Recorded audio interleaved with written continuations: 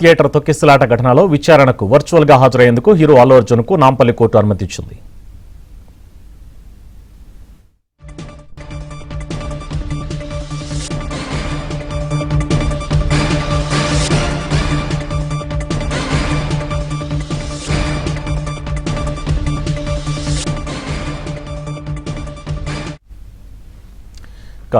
సంధ్యా theatre వద్ద తొక్కిసలాట ఘటనలో అల్లు అర్జున్ కు వర్చువల్ గా హాజరవడానికి కోర్టు అనుమతినిచ్చింది. ఇదే అంశానికి సంబంధించి డీటెయిల్స్ మా క్రైమ్ కరెస్పాండెంట్ ప్రవీణ్ అందిస్తారు. ప్రవీణ్, సంధ్యా థియేటర్ తొక్కిసలాట ఘటనకు సంబంధించి ఈ రోజు అంటే కమిటల్ బాండ్ వ్యవహారానికి సంబంధించి రెండోసారి విచారణ జరిగింది.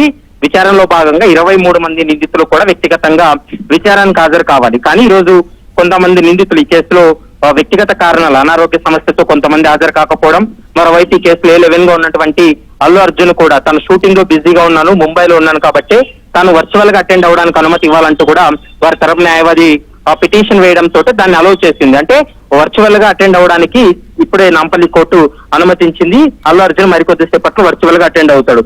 ఇక 23 మంది నిందితులు కూడా ఖచ్చితంగా వ్యక్తిగతంగా అందరూ కూడా విచారణకు హాజరైనటువంటి రోజే నెక్స్ట్ హియరింగ్ అంటే నెక్స్ట్ జరగబోయేటువంటి ప్రాసెస్ లో అంటే ట్రయల్ జరగాల వద్దనేటువంటి అంశానికి సంబంధించి ఒక నిర్ణయం తీసుకోవాల్సి ఉంటుంది. కాబట్టి ఆ నిర్ణయం కోసమే ఈ నెల 29వ తారీఖు వాయిదా వేసింది.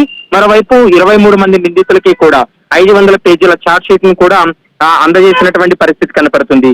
ఎందుకంటే ఈ కేసులో ఇద్దరు వ్యక్తుల్ని ఈ కేసు నుంచి తప్పించడం జరిగింది. ఎందుకంటే ఈ కేసులో ప్రొడ్యూసర్స్ ను కూడా ఈ కేసులో నిందితులుగా చేర్చారు. కానీ వాళ్ళు తమ యొక్క ప్రమేయం లేదని భావించి తమ యొక్క ప్రమేయం లేదంటూ కూడా వాదనలు వినిపించారు. దీంతో వాదనలకు ఏకీభవించి ఈ కేసు నుంచి ప్రొడ్యూసర్ తప్పించారు.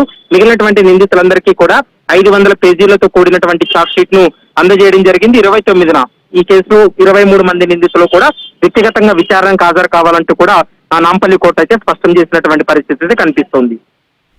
Right, thank you.